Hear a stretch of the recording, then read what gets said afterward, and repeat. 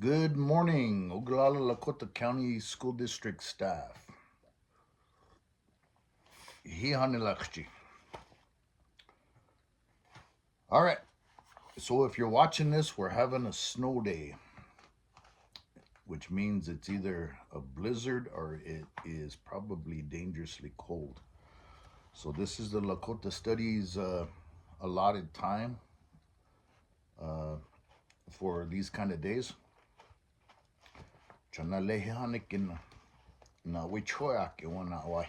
I brought a story, and this story it comes from this book that I found when we were cleaning out the old admin basement.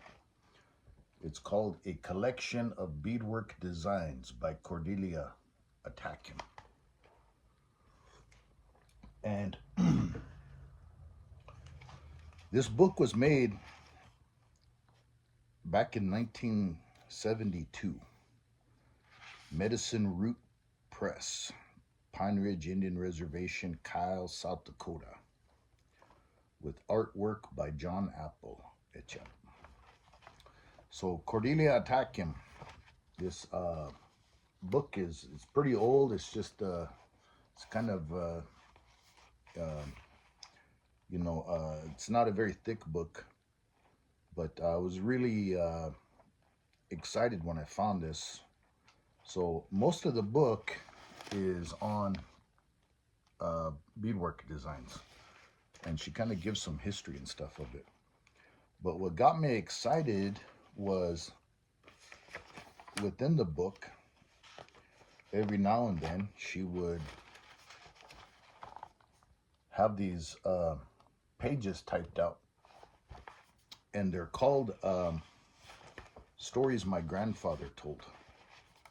And so there's a collection of different stories that she heard from her grandfather.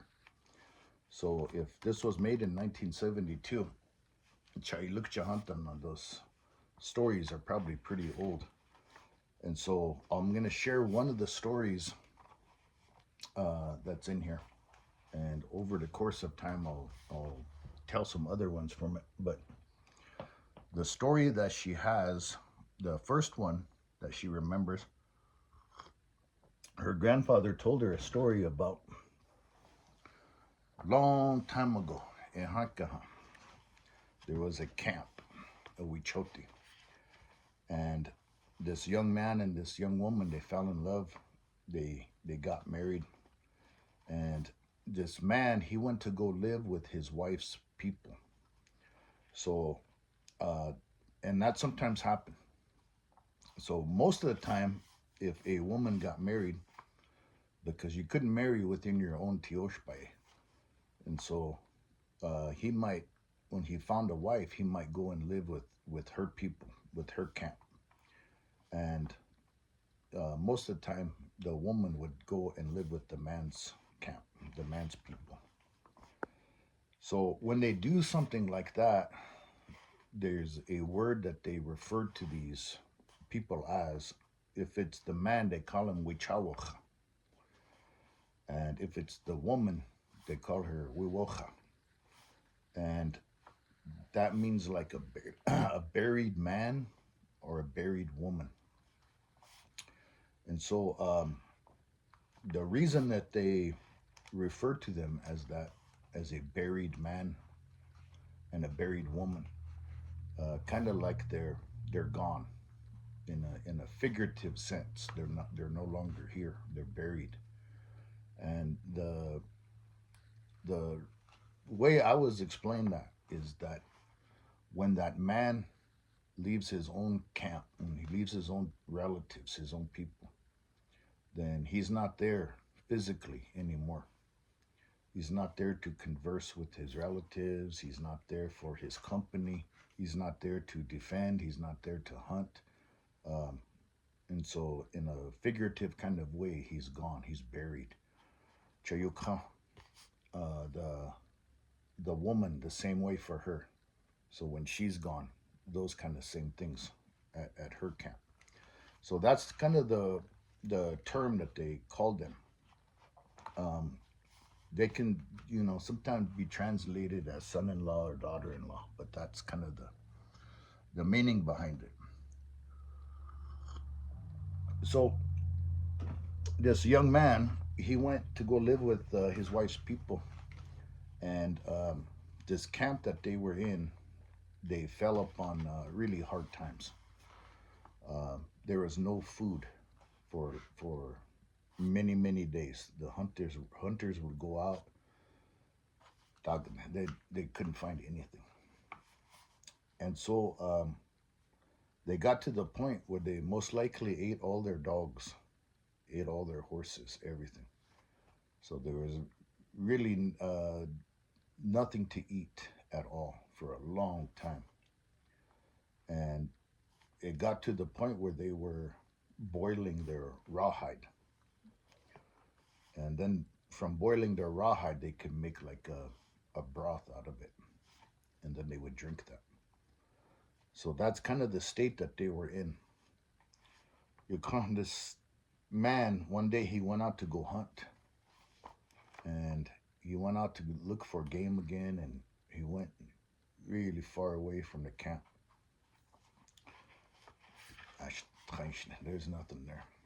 Like all the days before, nothing to be found. So he returned later that evening, and he was sitting there in his teepee, and his wife was not there. So he sat down, he put his weapons down, he was sitting there thinking and trying to figure things out. And then his wife happened to come through the door, and in her hands, she had a bowl. And in this bowl, there was large chunks of white meat in this soup. And so she handed it to him. And he was both kind of confused and happy at the same time, so he took it. And then he was getting ready to eat it. He was looking at that meat. He looked up, he saw his wife was turned around, facing the teepee wall. And he could hear her crying, so he asked her, he said, Tako yachea, why are you crying? And where did you get this? And so she was crying. She turned around, she told him. She said, that meat that you're gonna eat, that's my little brother. She said, my father killed him. She said, the people are killing the youngest for food. They're eating them. And he was really shocked. And so he asked her, did you eat any of this meat? And she said no. And he said, good. He said, get your stuff together, get some moccasins and all your traveling stuff together. We're gonna leave this camp. We're gonna go back to my people. And so she started to do that. Found a little ravine and stuff, and then he took that meat and he threw it over into a ravine. And then when he was walking back to his teepee, he noticed all the teepee flaps the smoke flaps were all closed. All the doors of the teepees, or everything was closed up. And so that was one thing, like in those days, if your smoke flaps are closed up and your doors closed up, then you weren't accepting visitors, I guess. And so all the teepees were like that. He'd hear a gunshot every now and then, and he'd hear people crying, and then he could see people sitting down. They were eating and crying at the same time. It was a really eerie feeling around that camp. So early in those morning hours, they snuck away from that camp. So they traveled as fast as they could. When they'd get to a certain point, he would send his wife up ahead, and she'd get up on the hill, and he would keep an eye back on the trail to make sure that they weren't followed. And then he would wait for her to reach a high point, And then when she would reach that, she'd wave back at him. And then he would make his way up to her. So Chahitchum said they went, that's how they traveled. And they did that for a couple of days. Uh, one day, when they were both at a high top, they decided to rest a little bit. They thought they had enough distance away from that camp. And as they were sitting there, that woman saw something coming. It was way down there. And that man, he had a spyglass with him. So he took it out and he was looking. And they saw that it was a man that was from that camp. And that man was looking at their tracks. He was following them, following those tracks. And he could see he had something like a bundle on his back that he was walking with. And so they hurry up and they took off again. And they traveled about another day or two. When they came up on a hill, they looked down and they seen a buffalo kill. So there was some other hunters they were butchering a buffalo. And so that man, they knew that they were Lakota. So that man, he told his wife to wait there. And he took off running down that hill to those buffalo hunters that were way down there. And as he ran down that hill, he ran like this, lechumps.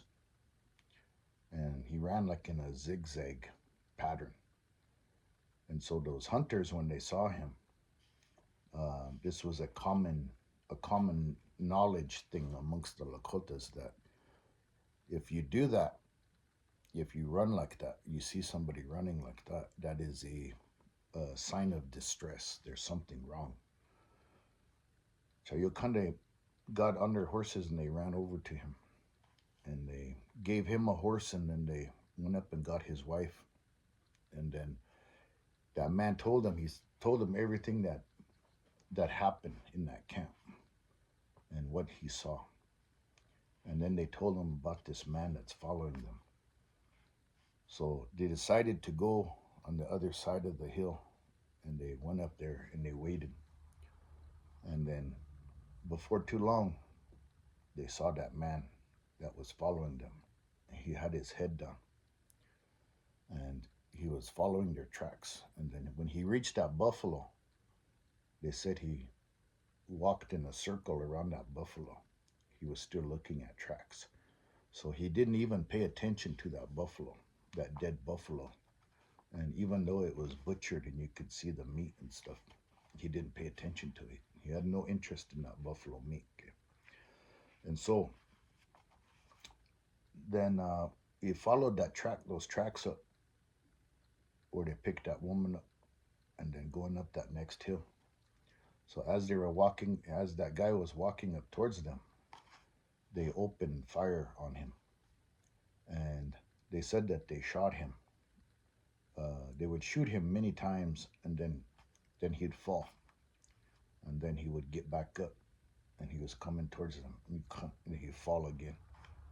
And then he did this a few times like that until finally he was just crawling. And so then he stopped. So when he stopped, they went down there. They went down there to look at him. And they said that his legs were shot full of holes. There's all kinds of holes in his legs and in his body too. And this bundle that was on his back, when they unwrapped it, they said it was a human leg and it had chunks of meat missing from it. So that's what that man had been eating for those days when he was chasing them. And so this man and this woman returned back to that man's people, to his Teoshpai, to his Wichote. And they told him all the things that happened. And so the decision was made to strike the camp and to move even further away. And so that's what they did. And then they said, so from that time on, they never heard nothing more about that camp. So they don't know if they all went crazy and ate each other up or whatever happened to it. But nothing was ever heard about that camp again. So that's the story. So I've heard similar kind of stories about that stuff, but that's the first time I've heard that story, and so I think it was a good story. So anyway, there is that story, and then I will have more stories from this that we'll watch if we have more days. If you want a copy of this book, then let the uh, shoot me an email or something, or let somebody know in the department. I'll make you a copy of this book. All right. Chahe chegla chawopila chicha.